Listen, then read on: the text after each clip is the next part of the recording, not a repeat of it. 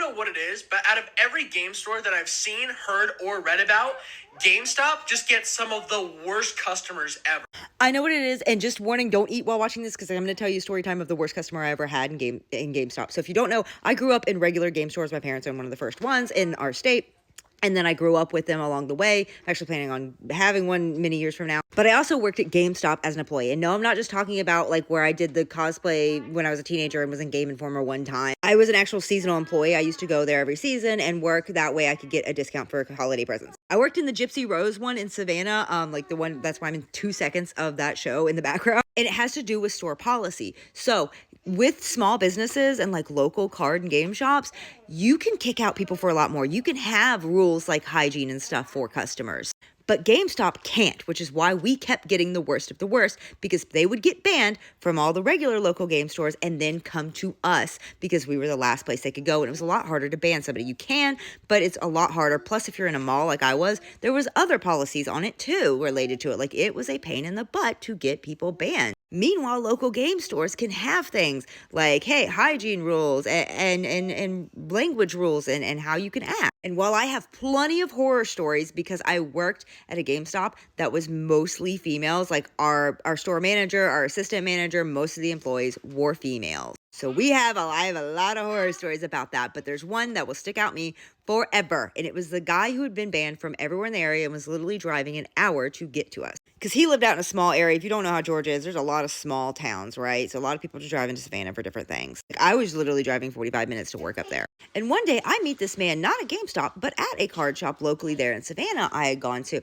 And I was really confused because you could smell this man from the moment he walked in. And a whisper, I think I was like buying miniatures or something. I can't remember exactly why I was there, but I was talking to this guy, my guy friend, and I was like, dude, what the fuck? Because he was we're going to call him Glob. Or no, well, let's call him Pob. We're going to call him Pob because it's poop related later. You'll see. So Pob was arguing, smelling crazy, arguing with the store manager at that one. And I hear him mention something about how he drove from such and such where he lives. And I was like, wait, isn't that like really far away? And my friend's like, yeah, you don't know him? And I'm like, no, I've never met this man in my life. Because even if my brain didn't recognize his face, I feel like my nose would have recognized that smell if I'd ever met him before. And my friend, he's like, yeah, he's been banned from like everywhere in his area for all different reasons. He's banned from all the other shops. That's why he drives all the way out here. And he's already on his last strike here too. And I'm like, oh gosh. Couple weeks later, this man comes into GameStop because he's now been banned from that place. I don't know. Oh my gosh. I don't know the exact day he was banned from there, but he comes into the GameStop. But he doesn't actually come in at first. He's there for like an hour and a half in the mall, and he keeps peeking down at us, and he's like looking down. So if you don't know, if you haven't seen the act, there's like a scene where she's like leaning over the glass and looking down at Gypsy stealing. That's where our store was. And he was standing up there, literally looking down at our store repeatedly. And it was all females at that shift because the morning shift, I was like midday, but it was all females to start with. And then finally my male coworker, I believe it was Tristan. Yeah, it was Tristan. Two of them looked alike.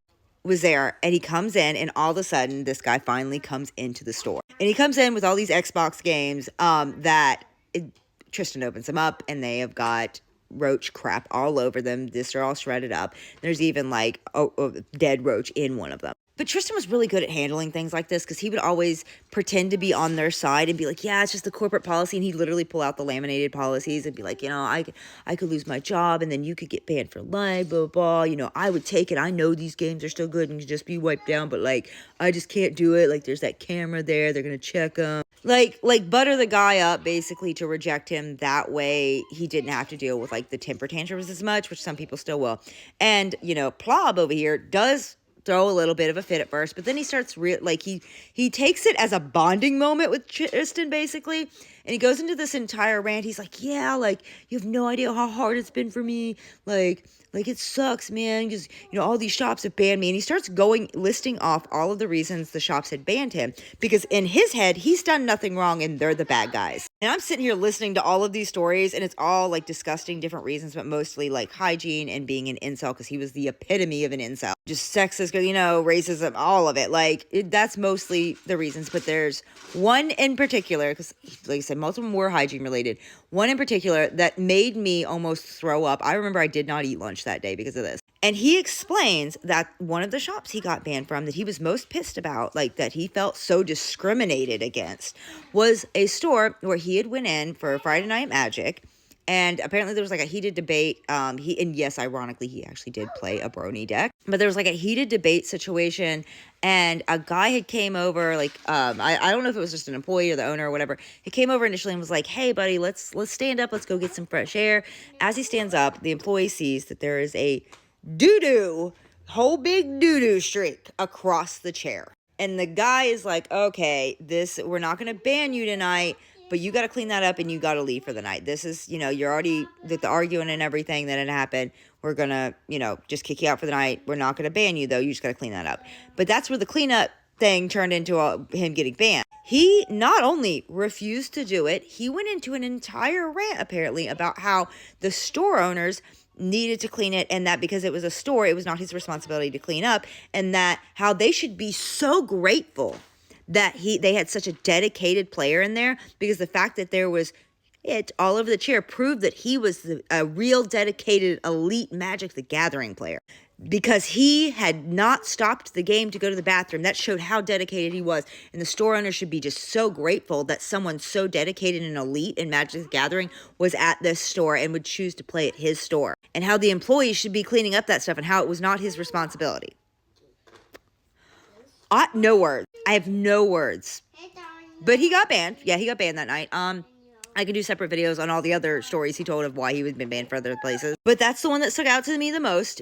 I'm really hoping that place threw away the chair, because apparently there was a point where the cops got involved. They had to trespass him because he was refusing to leave. And like, he went into this whole rant about how he was the real victim of this situation, because they were just discriminating against him because they were jealous of how elite of a player he was, and they were intimidated by him. When realistically, they just wanted him to clean up his it. Like, that's, but it's just what.